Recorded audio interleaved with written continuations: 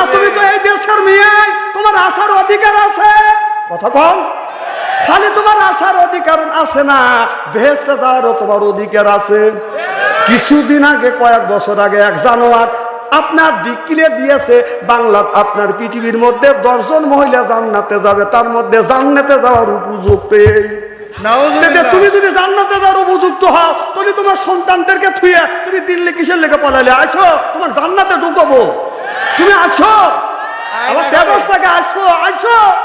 তোমার নিষেধ করতেছে কেনা? আমরা তোমাকে আসতেই বলতেছি তাড়াতাড়ি, তুমি বলতে চাও কাল, আমি বলতেছি এখন না। তুই এখন আসবি, এখন ঢুকাবো। আসিয়া দেখ, আমার কয় 2-4 বছর যাবে, দে 2-4 বছর। এইগুলি কি পাবলিকের মনে নাই যে তুমি কি করতেছ? পাবে যারা নামাজ পড়বে না, তারা কোনোদিন বাদান জান্নাতের চাবি পাবে না। জান্নাতের চাবি যদি না পায়, ওই মানুষটা কোনোদিন আল্লাহর জান্নাতে যেতে পারবে না। যাওয়া সম্ভব না। সরকন ঠিক কিনে আমার ভাইরা আমার, আজকে আমাদের দেশের কিছু মানুষ আছে, নামাজ নাই, রোজা নাই, হজ নাই, যাকাত নাই। কয় নামাজ পড়বো কার জন্য? নামাজ কেন পড়বো?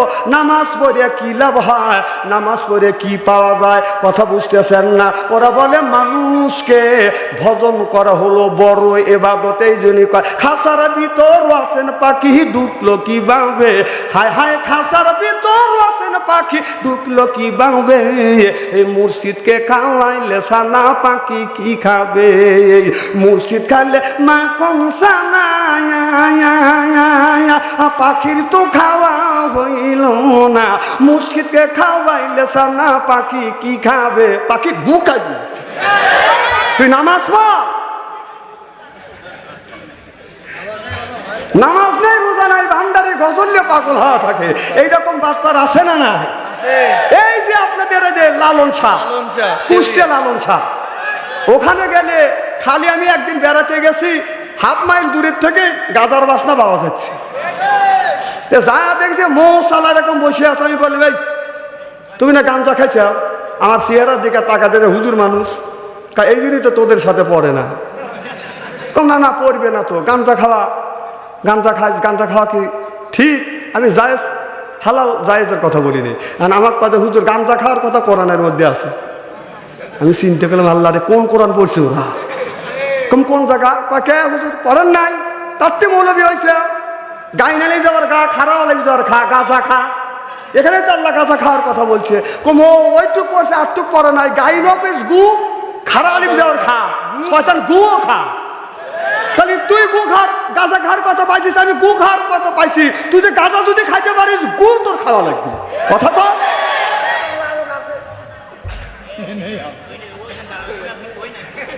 তারপরে যে লালনের বাবার নাম নাই, ওর জন্মের ঠিক নাই, লালনের ইতিহাস আমি গবেষণা পড়ছি 6 বছর গবেষণা করে দেখছি, ওর বাপের নামই ঠিক নাই। আর যে বাপের নাম ঠিক নেই, ও তো জারক সন্তান। যে জারকের কথা আমি একটাও শুনবো না। ও কি কোনো আল্লাহর ওলি জোর কথা কোনে আমি শুনবো? আবার এই লালন এত খারাপ খারাপ কথা বলছে, তারই ভক্ত হয়ে গেছে।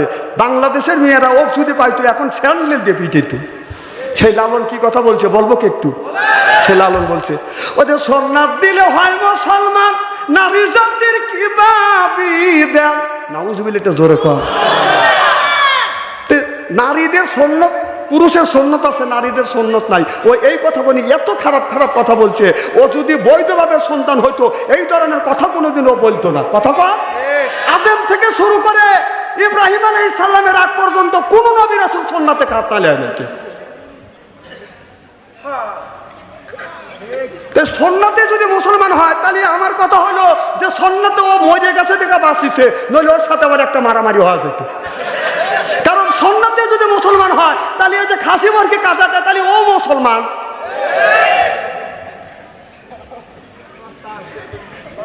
আচ্ছা, কথা কি আমি অবাস্তব বলতেছি নাকি? না না, কথা তোমার এখানে কয়া যাবে না, বাড়ির বোর কাছে যায় কয়। খালি সন্ন্যতে কি মুসলমান হয়? আমার ভাইয়ের আমার, আল্লাহর নবী আখিরি জামানার পয়গম্বর মুহাম্মদ রাসূলুল্লাহ সাল্লাল্লাহু আলাইহি ওয়াসাল্লাম যখন বাদান দুনিয়া থেকে বাদান বিদায় হয়ে গেলেন, আমার নবী দুনিয়ার থেকে যখন বিদায় হয়ে গেলে হযরতে আবু বকর সিদ্দিক রাদিয়াল্লাহু তাআলা আনহু বললেন, চলো যাই, আমার নবীকে দাফন করা লাগবে। আর কেউ বলল নবী মারা গেছে, আর হযরত ওমর একটা রাঙা তরবারি হাতে নিয়ে বলল, যে বলবে নবী মারা গেছে, আমি ওমর আমার এই তরবারি তার আপনার দর থেকে কাল্লাটা আলাদা করে দিব। চিল্লাইয়া কোন মারহাবা। হযরত আবু বকর বললে নবী মারা গেছে। হযরত ওমর বলল বাদান আমার নবী বাদান মারা যায় না। আবু বকর বললে নবীকে দাফন করা লাগবে।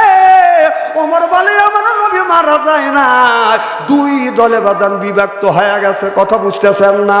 আমাদের দেশের মধ্যে দলে দলে বাদান গ্রুপ হয়। কথা কন, এক একটা দলের 32টা গ্রুপ। কয় গ্রুপ? 32টা। এই যে একটা দল আছিল, সেই দলের গ্রুপ এক থানার মধ্যে 53টা গ্রুপ। কিন্তু ইসলামী দল যারা করে তাদের কোনো গ্রুপ নাই, গ্রুপটা হলে একটাই, সেটা হলো আল্লাহর গ্রুপ। সুবহানাল্লাহ, এটা জোরে কর। এই দেখেন বাংলাদেশে আওয়ামী লীগ করেন, বিএনপি করেন, আর জাতীয় পার্টি জাতীয় বেঈমান। কি বেঈমান?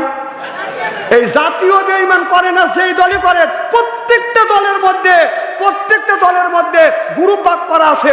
আপনারা দেখেন যারা ইসলামী আন্দোলন করে, জামায়াতে ইসলাম করে, একটা গ্রুপ দেখান তো দেখি, দেখান নাই, দেখান একটা গ্রুপ দেখান। কারণ ওরা টাকার জন্য রাজনীতি করে না, ক্ষমতার জন্য রাজনীতি করে না, ওরা রাজনীতি করে আল্লাহর দ্বীন প্রতিষ্ঠিত করবার জন্য। ওরা কারোর টাকা খায় না, বাবার পকেটের টাকা খরচা করে রাজনীতি করে। কোরআনের মধ্যে আছে ইন্নাল্লাহ হাসতারা মিনাল মুমিনিনা আনফুসাহুম ওয়া আমওয়ালাহুম বিআন্না লাহুমুল জান্নাহ। আপনার আল্লাহ বলেছেন তোমাদের জান আর মালের বিনিময় তোমার আমার জান্নাতটাকে ক্রয় করে নাও। সুবহানাল্লাহ, একটু জোরে কর। তাহলে আল্লাহ বলল তোমাদের জান আর মালের বিনিময়ে জান্নাতটাকে ক্রয় করো, এ কথা কার? তাহলে এই আয়াতের উপরে বাংলাদেশে কোন দলটা আছে একটু দেখান। জামাত ইসলাম। দেখান, একটা দেখান। দেখেন, যদি আওয়ামী লীগ করেন, শেখ বলে পাস করে নিয়েছে 7 মাইলের রাস্তা করে দেবো। 7 মাইলের রাস্তা করার কথা কয় না। 7 মাইলের রাস্তাও খায়, ইটও খায়, খোয়াও খায়, প্রত্যেক বাড়ির ল্যাট্রিন খায়, গুও খায়।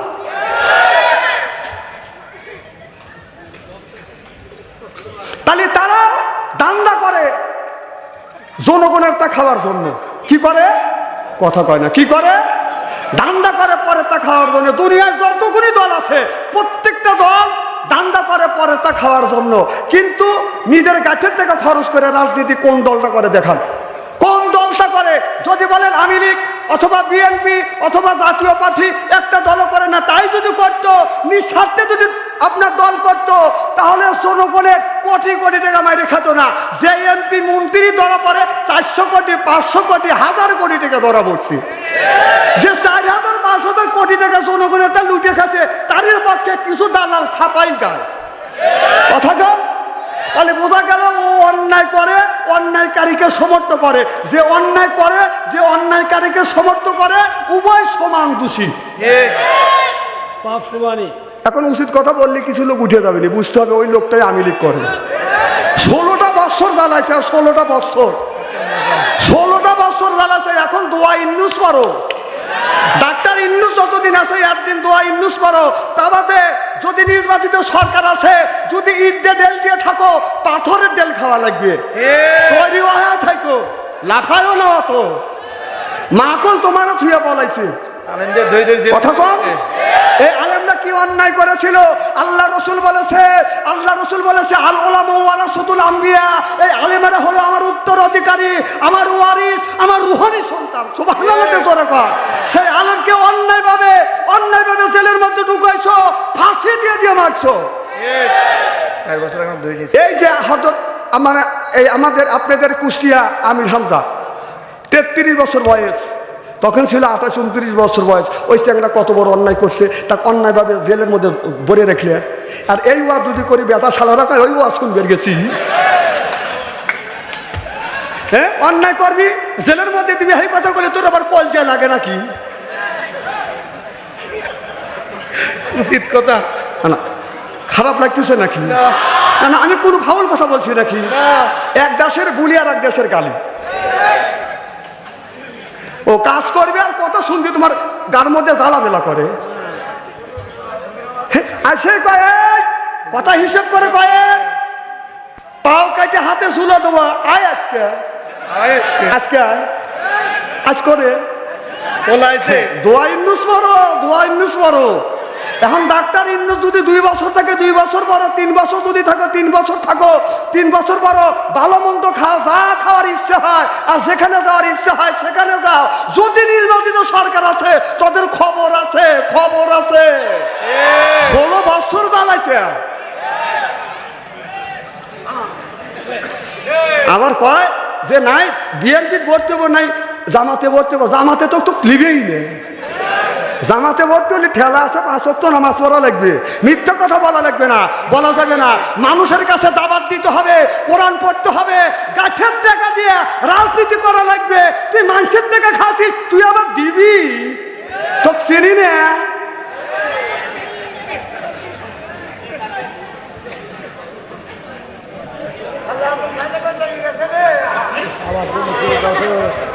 আহা, যাকে এত ভালোবাসলে জীবন দিলে অন্যায় কাজ করার কথা বলতেছে, তোমরা একটা বারও শুনলে না। আল্লাহ তোমাদের তো জ্ঞান দিয়েছে, জ্ঞান দেওয়ার মালিককে আল্লাহ। জ্ঞানের কথা আল্লাহ কোরআনের মধ্যে বলছে, সুবহানাল্লাহ জোরে সুবহানাল্লাহ। আল্লামাহুল বায়ান শব্দের অর্থ হলো জ্ঞান, বান শব্দের অর্থ হলো বিবেচনা, বান শব্দের অর্থ হলো চেতনা, বান শব্দের অর্থ হলো মেঘা, বান শব্দের অর্থ হলো বাদান বাসা। আল্লামাহুল বায়ান, আল্লাহ তোমাকে জ্ঞান দিল। এই জ্ঞান দিয়া তুমি একটু তো যাচাই বাছাই করলে না, এটা অন্যায়, অন্যায় কাজ করা যাবে না। অন্যায় যে করবে তাকে সমর্থ করা যাবে না। কোন জ্ঞানে তাকে তুমি সমর্থ করলে? যাকে সমর্থ করলে তোমার মা তোমারে থুইয়া দিল্লি পালাইছে, ও দেশটা দেউলিয়া বানাইছে সাবেক প্রধানমন্ত্রী। ওদের সোনার দেশটা শোষণ করলো, লুইটা পুইটা খাইয়া রে প্রধানমন্ত্রী। কোথায় রইলেন কামরুল ইসলাম, কোথায় কাদের কাকা? ওই গেল সে ওই মহিলার চেতাং চেতাং কথা। কোথায় রইলেন কামরুল ইসলাম, কোথায় কাদের কাকা? ওই গেল সে ওই মহিলার চেতাং চেতাং কথা। ওই দলের মানুষকে ভাসাইয়া, দলের মানুষকে ভাসাইয়া দিল্লি করলে বাসারে প্রধানমন্ত্রী। 41 সাল পর্যন্ত ক্ষমতায় থাকিবে, নমরুদের মতো দেশটা শাসন করিলে। 41 সাল পর্যন্ত ক্ষমতায় থাকিবে, নমরুদের মতো দেশটা শাসন করিলে। ওই ছাত্রদের ওই রক্ত নিয়ে কত খুশি হইলে রে প্রধানমন্ত্রী। মাঝে মাঝে তেজাজ দেয়, আমি আসতেছি, আসো। না না, তুমি তো এই দেশের মেয়ে, তোমার আসার অধিকার আছে।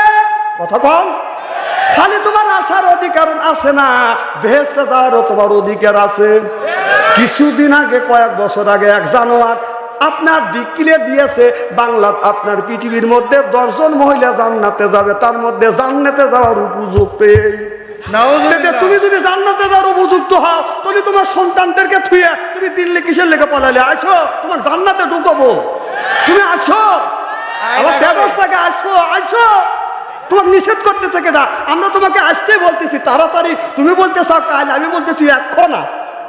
তুই এখন আসবি, এখন ঢুকাবো।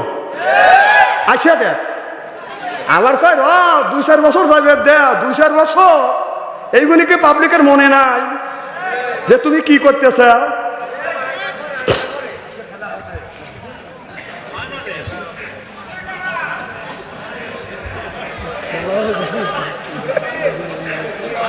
খারাপ লাগতেছে নাকি? আমার মায়ের, আমার হযরত আলী এবার হযরত ওমর বলল নবী মরে না। আর আবু বকর সিদ্দিক বলছে আমার নবী বাদান মারা গেছে। এইটা নিয়ে 2 দলে বাদান বিভক্ত হয়ে গেছে, 2 দলে বিভক্ত হয়ে গেছে। শুধু মারামারি হয় নাই, একজন বলে ওমর বলে নবী মরে নাই, আবু বকর বলছে নবী মারা গেছে। এইটা নিয়ে দ্বন্দ্ব হয়ে গেছে। ইতিমধ্যে হযরত আলী এসে বাদান উপস্থিত হয়ে গেল। হযরত আবু বকর সিদ্দিক আলীকে ডেকে ডেকে বলতেছে, আলী রে তুমি আমার পক্ষে আসো, আর তুমি যদি আমার পক্ষে আসো ওমরের খাওয়া নাই, তুমি যদি পক্ষে আসো, আলী হলো আসাদুল্লাহিল গালি, আল্লাহর বাগ, আল্লাহর সেনাপতি। হযরত আলী যদি আবু বকরের পক্ষে যদি যায়, ওমরের মতন 100 জন ওমরও আলীর হাতে বাঁধান পারবে না। চিল্লে কন্মার হাওয়া। তা কি হয়েছে? আল্লাহ নবী বলেছে, আমার নবী বলেছে, আমি নবী এলেমের শহর, আলী হলো তার দরজা। আনা মাদিনাতুল ইলমি আলিমুম বাবুহা। আমার নবী বললেন, আমি নবী এলেমের শহর, আলী হলো দরজা। তোমরাও যদি কোনো সমস্যায় পড়ো, আলীর কাছে যাও, আলী ফায়সালা করে দিবে। আলী বলতেছে, তাহলে আমি আলীর কাছে যা বলতেছে, আলী বলতেছে কি হয়েছে? ওমর বললে, আমার নবী মরে নাই, যে মরার কথা বলবে এই যে তরবারি। আর হযরত আবু বকর সিদ্দিক বলেন, নবী মারা গেছে। এই যুবক, এই বসো।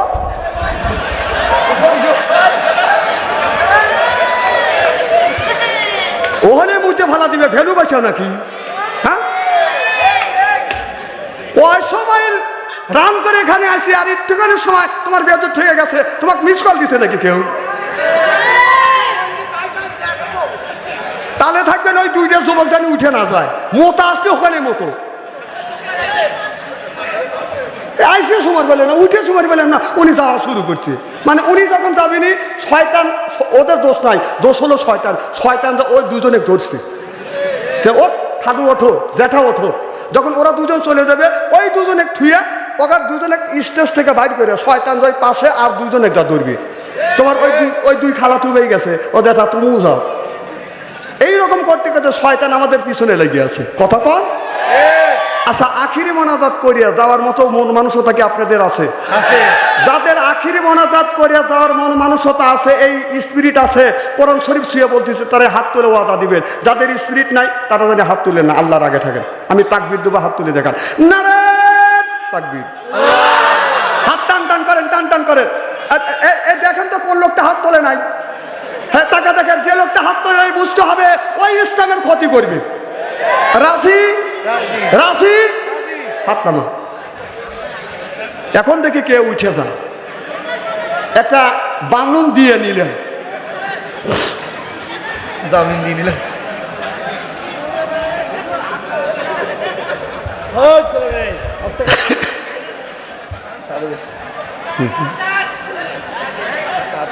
কি যেন বলতেছিলাম?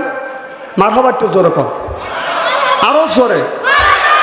এবার আলী কি রেখে বলে, আলী রে, আবু বকর বলে নবী মরে নাই, নবী মারা গেছে। হযরত ওমর বললে, আমার নবী মরে নাই, দুই দলে বাদান দল হয়ে গেছে, দুই দলে বিভক্ত হয়ে গেছে। হযরত আলীকে বলল, আলী তুমি ন্যায় বিচার করো। আলী বললেন, তদন্ত না করে আমি ন্যায় বিচার করতে পারবো না। কি করা লাগবে? তদন্ত না করে ন্যায় বিচার করা যাবে না। আমাদের দেশে তদন্ত না করিয়া অজগবি অনেক মানুষে ফাঁসি দিছে। কথা কন না কে? আর হযরত আলী বললেন, সুকু তদন্ত করব, তদন্ত করিয়া যদি নবী জীবিত থাকে আর নবী মারা গেছে না জীবিত আছে, দেখি আমি সূক্ষ্ম তদন্ত করব। এই তদন্ত কে করবে?